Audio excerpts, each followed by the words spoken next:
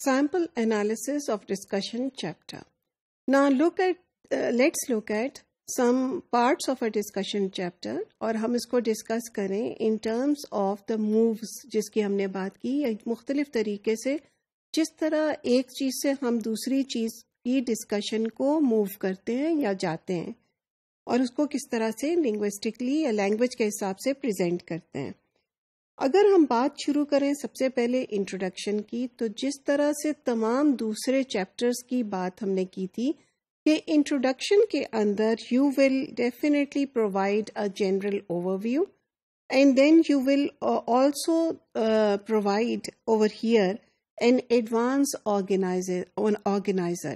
تو آپ یہ کہیں گے کہ اس چیپٹر میں اتنے سیکشن ہیں اور یہ ہر سیکشن میں یہ چیز ڈسکس کی گئی ہے. اس کی ایگزامپل ہم نے آپ کو بہت پہلے انٹروڈکشن کے چیپٹر میں اور لٹریچر کے چیپٹر میں بھی دی تھی. تو آپ بالکل اسی طریقے سے بتائیں گے کہ how is your chapter organized.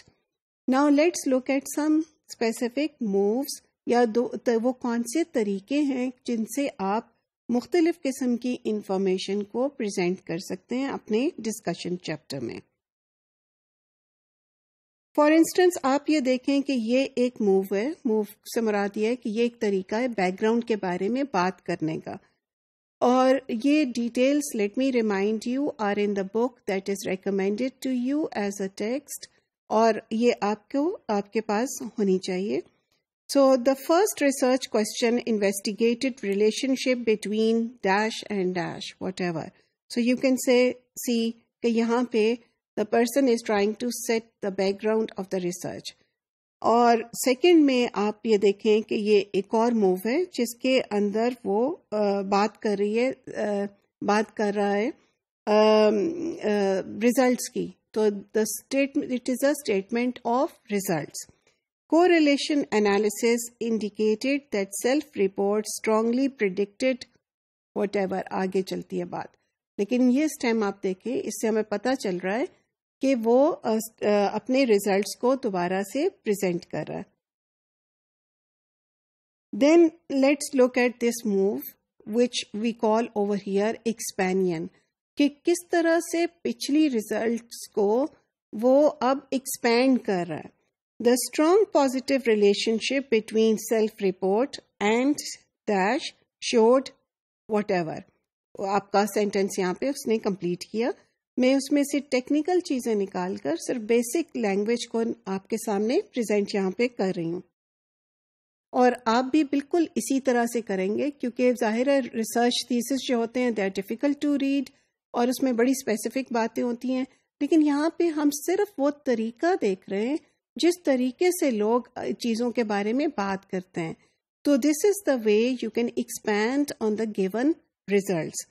اب آپ دیکھیں کہ وہ یہاں سے اس کے بعد یہ کہتے ہیں کہ however participants behaviour in whole class and pair work contradicted what was reported in the questionnaire. تو وہ آگے لے کر ایک براڈ تھیم کو ایکسپینڈ کر کے وہ چل رہا ہے. سو پہلے جو اس نے پریزنٹ کیا تھا وہ صرف اس نے بتایا تھا کہ اچھا کوشچنر میں یہ بات ہوئی ہے اور تو اس نے پریزنٹ کر دی کہ یہ بات ہوئی ہے اور پہلے اس کا سیلف رپورٹ کی جو ریزلٹس تھے اس نے سیلف رپورٹ میں دیے.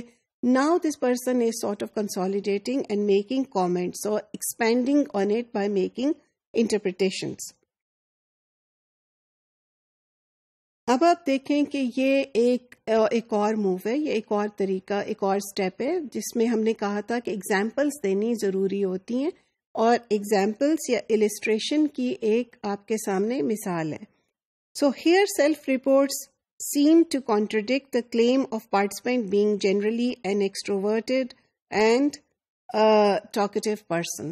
تو اس نے کہا کہ کس طریقے سے اس نے کسی پارٹیسپینٹ کی ایگزامپل دی ہوگی اور کہ وہ کس طریقے سے وہ جو ہے کانٹرڈکشن آ رہی ہے کہ وہ کہتا تو پارٹیسپینٹ یہ ہے کہ میں ایکسٹروورٹ ہوں اور ٹاکیٹیو ہوں لیکن وہ اس کا دوسرے ٹول سے جو چیز لی اس کا جواب مختلف ہے.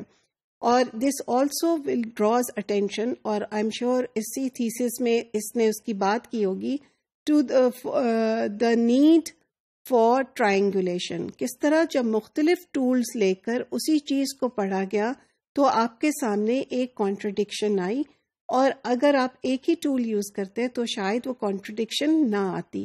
اس طرح کی بات بھی آپ ڈسکشن میں بتائیں گے، کیونکہ ڈسکشن کا پوائنٹ یہ بھی ہے کہ جو فیوچر ریسرچرز ہیں ان کو آپ بتاتے ہو کہ جو ٹولز آپ نے یوز کیے ہیں وہ کتنے فائدہ مند ہیں اور ان کا فائدہ ہوا ہے کہ نہیں ہوا.